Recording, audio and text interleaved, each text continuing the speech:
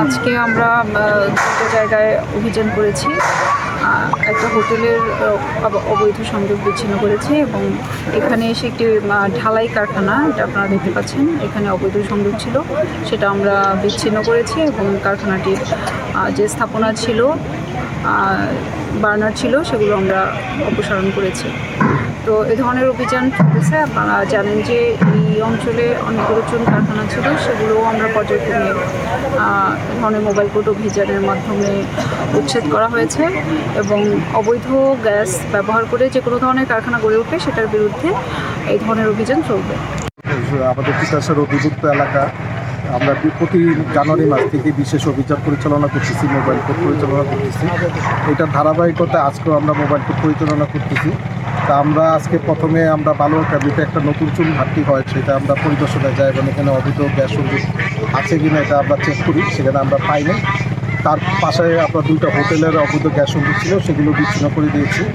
আর এইটা যেটা ভাটের করে যেটা বালু মানে এটা কি বরৈকান্দি, এখানে একটা ঢালাই ফ্যাক্টরি, এটা আমরা জানুয়ারি মাসে উচ্ছেদ করেছিলাম, মাঝখানে বন্ধ ছিল, আবার নতুন করে চালু হয়েছে। তা আমরা এটা আজকের অভিযানে এটা আমরা সংযোগ বিচ্ছিন্ন, অবৈধ সংযোগটি বিচ্ছিন্ন করে দিয়েছি এবং এইটার মালিক যারা পরিচালনাকারী এবং জমির মালিক তাদের আমাদের তথ্য আমরা সংগ্রহ করেছি, আমরা থানায় এজাহার দিই। আসলে তো আমার আইডিয়া নাই, এটা তো আমি এই কারখানায় যে গ্যাস ব্যবহার হয়েছে তা কি পরিমাণ? না, এটা স্বাভাবিক। এখানে যে আমাদের প্রতি মানে এখানে একটা ভাটটি আমরা হিসাব করি 2000 CFT হিসাবে, 2000 CFT হিসাবে তো প্রায় প্রচুর গ্যাস। আমরা যদি মাল্টি হিসাব করি প্রায় 3-4 লাখ টাকার গ্যাস অপচয় হচ্ছে।